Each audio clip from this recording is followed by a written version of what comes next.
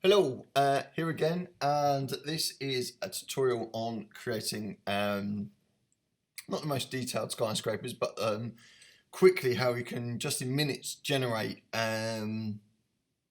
skyscrapers within Cinema 4D. Then we're going to use some cloners and tapers to kind of show how we can make everything grow out and how quickly we could, if for example, if you're going to make a prototype city, you want something flying around it or something like that, this would be absolutely perfect for any kind of game that you wanted to create or any kind of prototype city that you wanted to make and kind of show the layout of it or show the kind of different style or makeup of that kind of city of what you wanted to do. So let's kick on, and what you need to do first is add a cube. And what we're going to do for that is make sure that Y is at the size of 400. And I think you can already tell where we're going with this. And we're going to make sure our segments are 20 for our X, Y, and Z. If you can't see what's happening here, as I've added the segments, you can't see anything within our kind of skyscraper now. So what we can do is go to display and make sure we can see Giroud shading lines. So once I click that, we can kind of see that they're coming out almost like windows, and that's perfect. That's what we want. So what I'm going to quickly do is just make sure this is on a level plane, just like that, as you can see. Beautiful. Cool. Lovely. So the next thing we're going to do is create a fillet, because if we zoom in to our skyscraper, we can see that it is just completely, there's no kind of edge. There would be some kind of edge with this. So if we fillet that, obviously we don't want that kind of size. 40 centimeters is a bit much, so let's change that to 2 centimeters and press enter. And as you can see now, we've got this nice kind of soft edges for our skyscraper. Okay, next thing we can do, let's make it editable. And what we can do is go to our rectangle selection tool. So I'm going to click and hold onto that, and then go into a side view like here. That's looking quite good. Cool. So what I'm going to do is then make sure I'm clicked on polygons, and then this will allow my rectangle selection tool to almost come awake in the options, and only select visible elements. I'm going to uncheck, and then I'm going to make sure I check tolerance selection. What this will allow me to do is select some of the cubes, as you can see some of the polygons there, but it will still select them. So even though I only selected over half of them, it just goes with the tolerance, it goes with the majority. But the beautiful thing about this is that it doesn't select our bottom, top or our bottom. So this is for creating our windows. So now we're back into this view.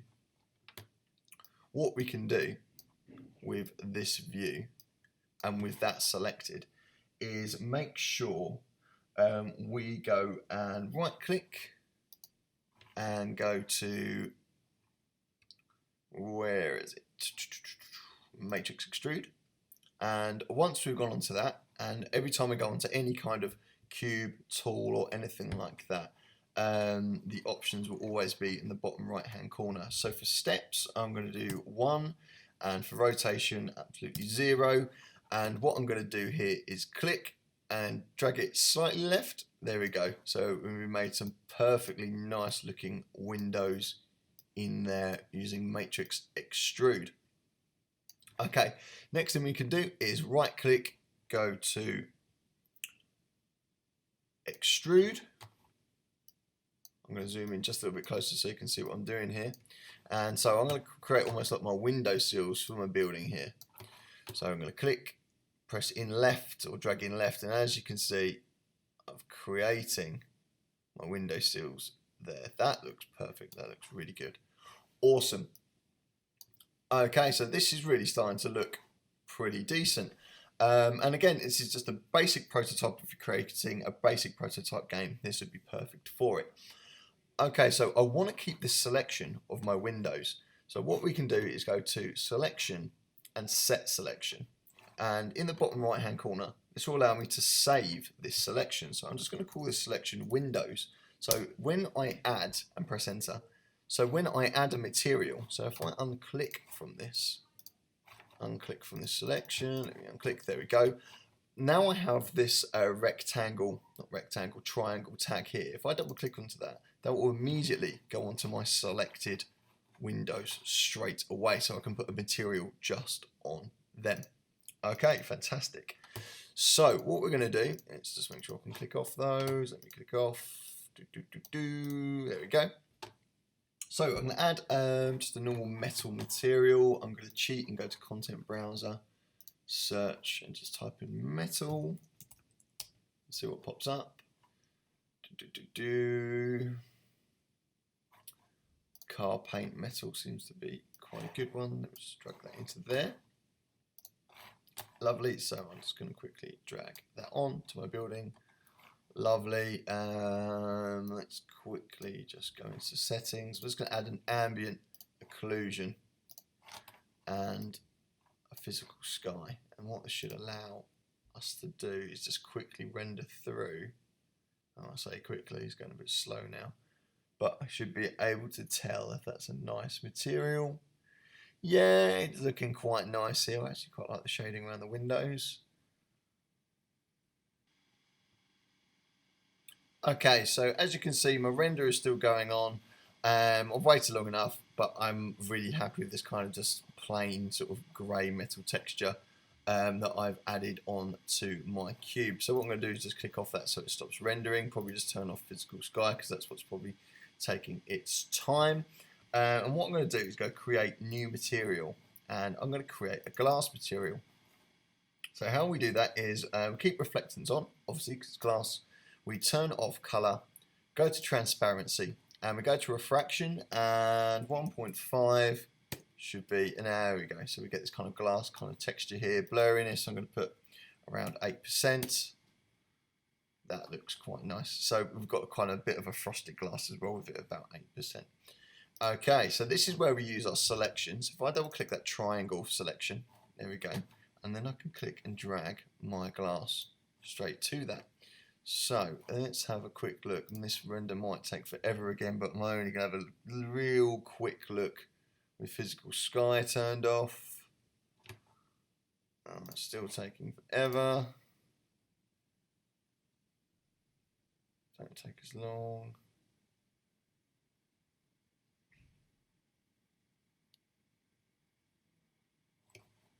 Can I zoom into that? Oh, yeah, I can. Oh, no, come back.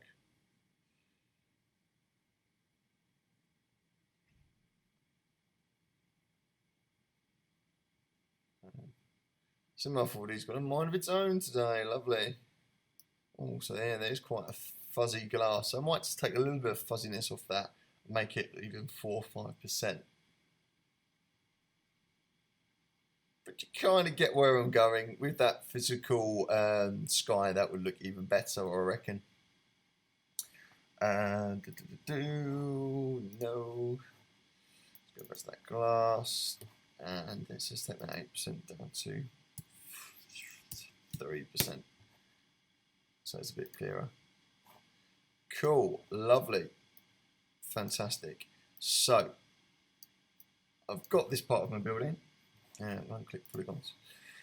Now what we can do is we can build this more into a stack of buildings, so like a proper skyscraper. So if I go Command, copy, drag, and then I've got another one there. What I can do is go into views,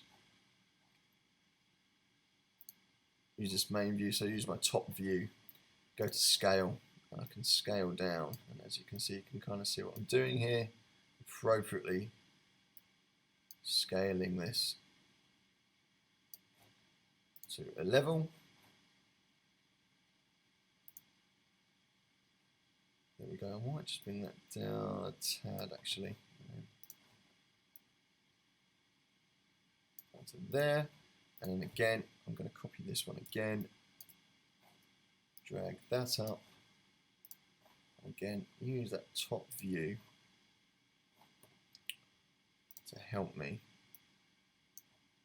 make this look alright.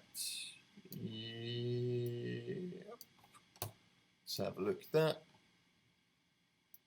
That's looking all right. Again, oh, I'm going to use that scale just to scale that down a little bit.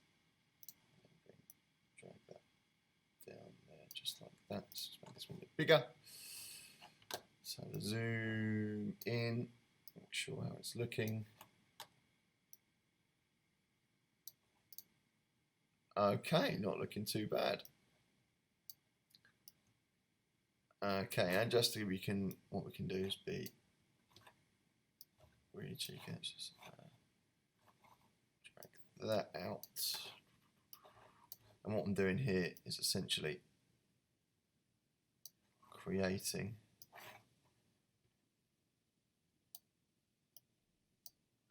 you only get like those antennas at the top of any kind of skyscraper. So what I can do is move that one along to there, and then again copy that, move that one along to there. Just make sure that one other's still there. Yeah, that's looking quite nice. Cool, so there we go. We've created one single skyscraper, which I'm fairly happy with. I'm just going to make those come down a little bit. Cool, lovely. So what I'm going to do is highlight all of those and do Alt-G on my keyboard. And as you can see, that's created an all, but it's also created a group. So I'm going to call this Skyscraper 1. There we go. Cool. So that's Skyscraper 1. That's awesome.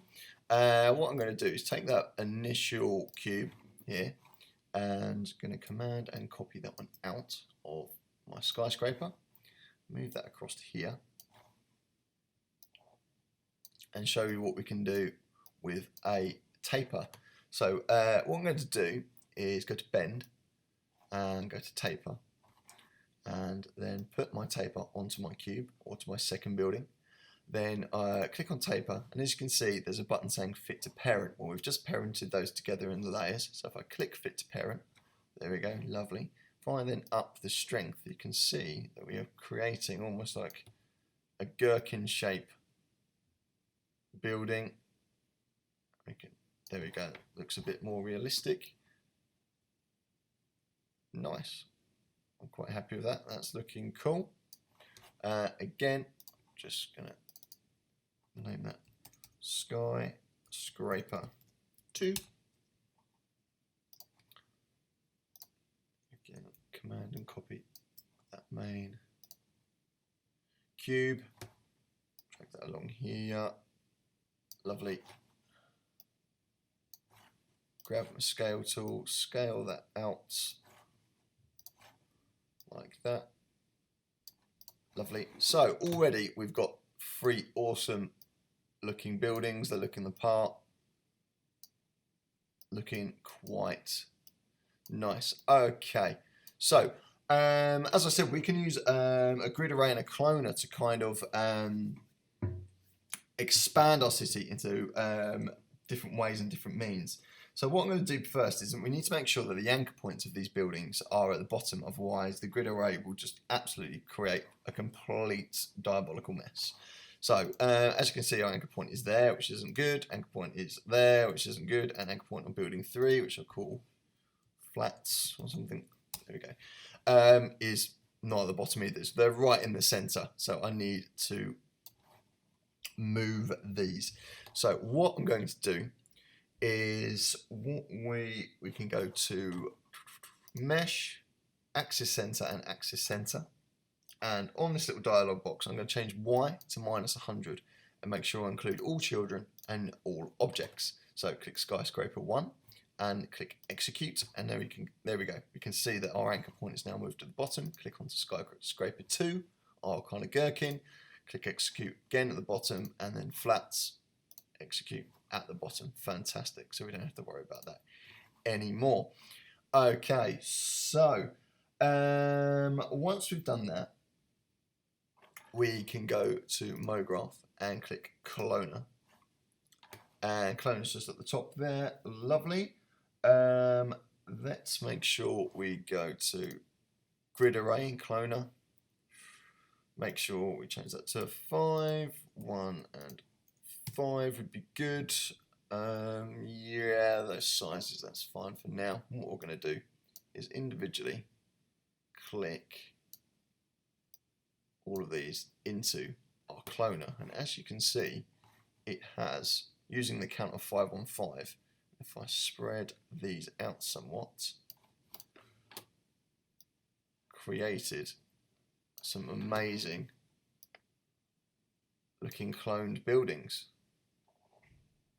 just like that, which is quite cool. Awesome, looking good. So it looks quite uniform. Don't worry, we can change that. So if we go to on our cloner, make sure we're selected on cloner still, and go to MoGraph Effector and random. What we can do is, instead of having position selected, select position. If we click scale and change the Y scale, you can see now we can actually change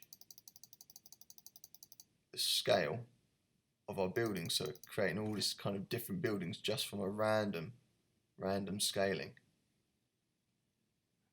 Cool, and that's it. I would suggest creating about 5 to 10 buildings for this, really. I know when they kind of prototype cities in games and stuff like that, they do like 30 buildings, and then they do the kind of grid array and scatter kind of settings, which is absolutely mad. We've only created 3 here and already created almost like a Blade Runner-esque or futuristic kind of bland-esque city skyscrapers. I hope you like this tutorial. Give it a try if you have Cinema 4D. Remember, if you are a student, you can download Cinema 4D for free. Just make sure you use your student ID. If you're not a student, try and get a copy in any way or means. Obviously not illegally. Where everyone needs to make their money. So, hope you enjoyed this tutorial, and I will see you soon. Thank you very much.